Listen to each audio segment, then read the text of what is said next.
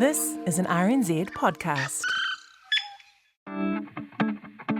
It's been a while since New Year's, but some of us are still clinging to our resolutions.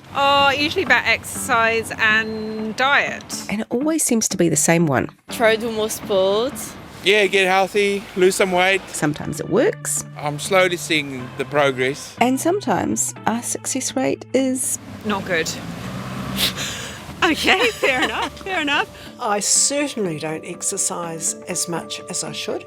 But what if we could keep it up and go one better? What if we could get fit for free? That would be a great resolution for any time of the year. Kia ora, I'm Katie Gossett, and welcome to a new season of Thrift.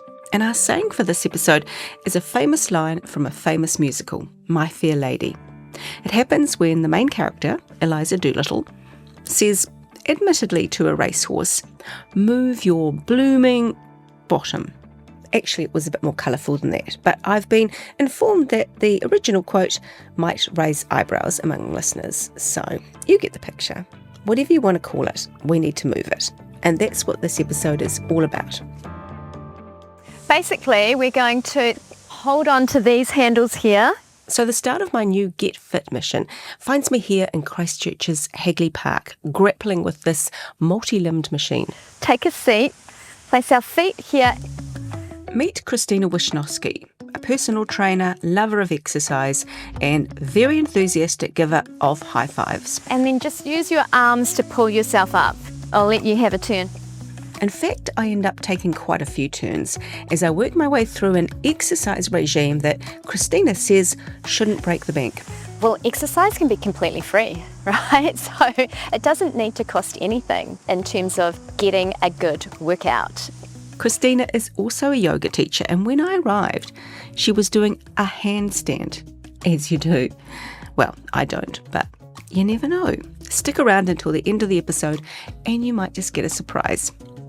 Anyhow, before we get into the how of our great free workout, for tip one, I think we should touch on the what, because sometimes we go to the gym and pay a lot of money because we don't actually know what we're supposed to be doing. So the American Medical Association recommend 150 minutes per week, 90 minutes of huffy-puffy.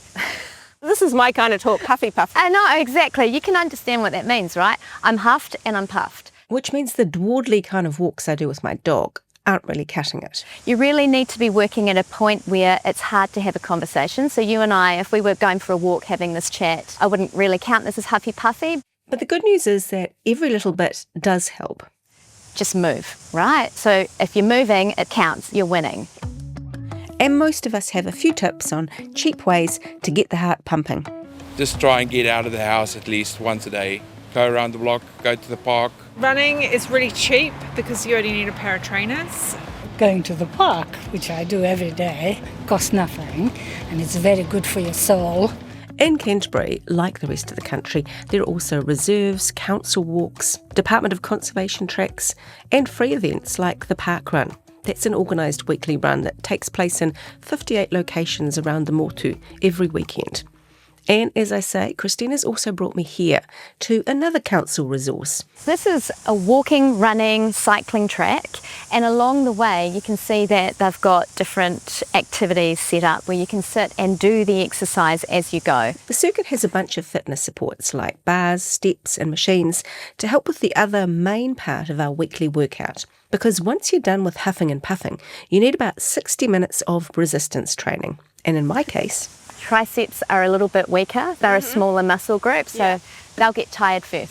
Okay. Yeah. Trust me, I'm tired. Oh, good. Well done, you. but if you can't access machines like this, you still need the resistance. So what are you going to use? Your body, right? So body weight resistance training. That can include things like yoga, Pilates, and potentially less appealing options like press-ups. You can use the wall, hold it for 20 or 30 seconds, and then come up. How about you demonstrate, Katie? Believe me, no one is less qualified to demonstrate press-ups than me. But here we go. So basically, just placing your hands even a little bit wider. Just to give you a visual picture, we're actually doing our press-ups against the tree. And then bend the elbows out to the side and bring your chest towards the tree. And then push away. Tree hugging. Literally tree hugging. Tree hugging. I love it. High five. But of course the idea is to use whatever you've got around you to avoid spending money. So if you're in the office, You could take exactly that action, but then just place your hands on the desk and you're coming down. So that's the next stage. as you make progress, you can put a bit more pressure on yourself. All right, so starting with the box shape, you're going to join me? Must I? Must I, she says. Sure, why not? So we gradually move from the box shape to extending our bodies out, and then finally the full old school on the ground press up. And then come down, full press up. Whoa, yeah, powerful, hey. So you get to stop wherever is the bus stop for you. And once you've done all of that, it's pretty much a no-brainer to have a bit of a stretch afterwards. And again, yoga, relaxation, meditation, there are plenty of options on YouTube. So those are your basics. 90 minutes of huffy puffy, 60 minutes of resistance training, and a stretch out. Then that combination, I think, is perfect. You've hit the sweet spot. And if we can be in the sweet spot and the cheap seats at the same time, so much the better. So tip 2 is about getting creative, because if you look around you, there's quite a lot of free gym equipment that might be right in front of you. So we're at Hagley Park Children's Playground, and this is a great place. I've been here when my children were little, and I've slid down slides and I've swung on swings, but I haven't really used the playground in the way Kristina's suggesting. So these playgrounds are a great way for you to join in and have some quality time with your kids playing, but also get some good exercise in terms of body weight training. We're looking at what Kristina calls a gauntlet, basically a metal jungle gym with lots of hanging bars and loops. So this one, basically, we can just hang. Which sounds easy enough, even for me. And hanging's a great way of kind of building all over body strength, because every part of us is being involved. Or Because I knew Kristina wouldn't be happy just hanging for long. you could build up to just bravely swinging across doing the monkey bars. Did you want to give it a try? I did try and weasel out of this one, saying that I had really poor upper body strength, but Kristina wasn't having a bar of it. See what I did there? This is the way that we build it, right? Oh, go Katie. Nice work. How does it feel? I'm going to feel it tomorrow, I Yeah. think, Kristina. You are. Are we high-fiving after every... We are. That's my thing. That's your thing, okay. That's my thing. And by the way, it's not just park playgrounds. Kristina and her family have been using school playgrounds for exercise for years. And when it comes to pumping iron, she also thinks you can find a lot of the weights you need around your own home. Cans from the pantry. She's also had clients in rest homes lifting lighter soft drink cans. A sack of potatoes can be called into service, and even your kids. When my kids were young, I would use them as like bench pressing the children, so children provide great weights as well. In fact, there are fitness opportunities all around us. We've just got to learn to find them. The key thing is just to get incidental movement in to your daily life as much as possible. So what is incidental movement? Well, it's not the big purposeful stuff that involves us putting on our stretchy pants and our trainers. It's more the little things that might not even feel like exercise. The research around increasing your metabolism is that it's the incidental movement that has a bigger impact on your metabolism than the big movements. For example, if you can just start looking at, I'm going to take the stairs instead of taking the elevator. you could do a walking meeting, or you could just go for a wander while you're taking a phone call. If you work in a big office, you could go to another floor to use the bathroom or get a coffee. And don't forget little things you can do around the house. I have clients standing on one leg when they're brushing their teeth, or even brushing their teeth with the opposite hand. So I've started doing this now. I'm always reheating my coffee in the microwave. And now every time I do, I stand on one leg and I do arm rotations. I think my colleagues have adjusted to it. My next step is that every time I walk up the stairs to R&Z, I'm going to do it twice. And when you're out and about, if you do have to take a car, try and stop a bit short of your destination. Park my car a little bit further away and walk that extra distance. And when you're shopping, Have my 2 bags, they're heavy, and I walk to the car. If you want, you can add bicep curls in, just for fun. you could squeeze a bit of yoga into your shopping trip. You can do Tadasana, which is mountain pose, standing in the supermarket checkout line. And when you get home, deliberately carry in fewer shopping bags so that you have to make more trips. So between the extra walking, the lifting, a spot of surreptitious yoga, you've already kick-started your exercise regime. All of that adds up to increasing your metabolic rate, which means you're burning fat faster, you're clearing the toxins out. It's a better way of finding exercise every single day. From there, tip 3 is about how to master what I think might be the hardest thing of all, and that is keeping it up. Sometimes you're too busy to consciously exercise. That's where the incidental movement becomes important. But another option, What we call isometric movement, which is basically just firing up your muscles without necessarily moving. even if you put your hands out like this, Katie, and then just squeeze your muscles to your bones, can you feel how the biceps are firing up and then release? It's a bit like chair yoga. You can do it sitting down. Kristina reckons it's good for people who aren't very mobile or who haven't done exercise for a while. Doing that will start the process of building muscle because your muscles are like, woo, we're being worked. Isn't that awesome?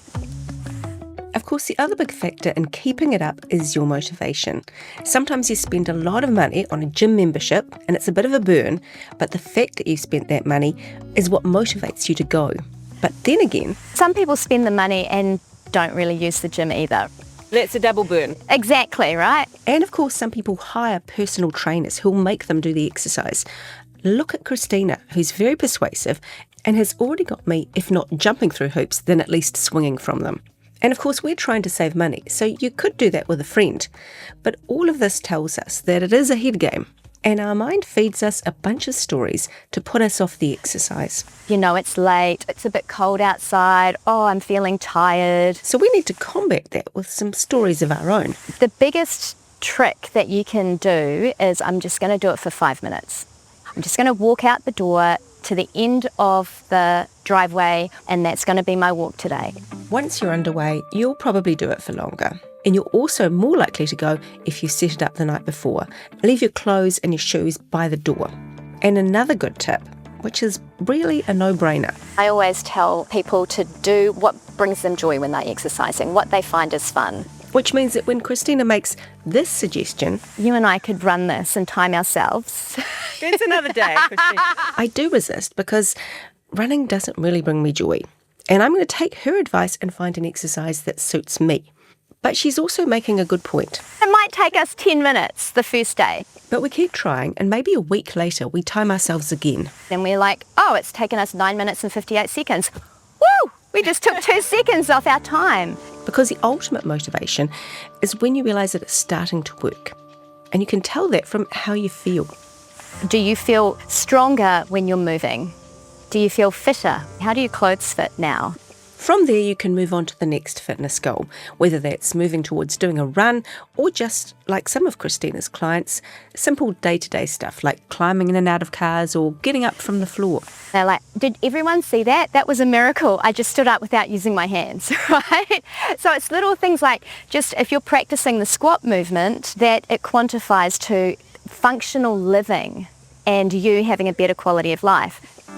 So time to recap. A good fitness regime could be 90 minutes of something that makes you huff and puff, 60 minutes of resistance exercise and weights, and then a bit of a stretch. Seek out all the free facilities, parks, beaches, tracks and playgrounds.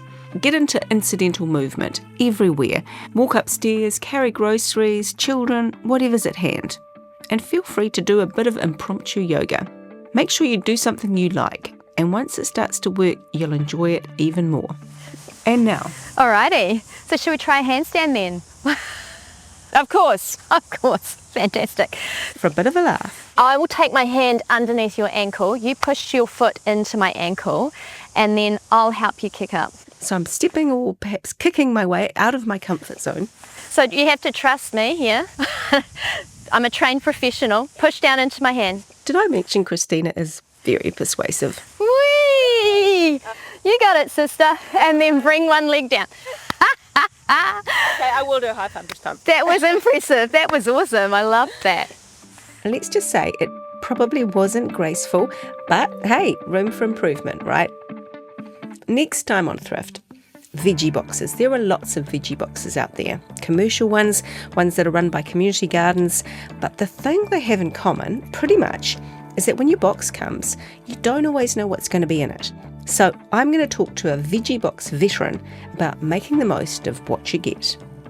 A very big thank you to my guest in this ep, personal trainer, exceptional high-fiver and handstand star, Kristina Wischnowsky. This podcast was produced and presented by me, Katie Gossett. The sound and video were recorded by Nate McKinnon. It was all mixed by Alex Harmer, and Tim Watkin is the executive producer of podcasts and series. If you have a tip to share that might help someone else, please get in touch with us at thrift@rnz.co.nz. Thanks for joining us. Ka kite.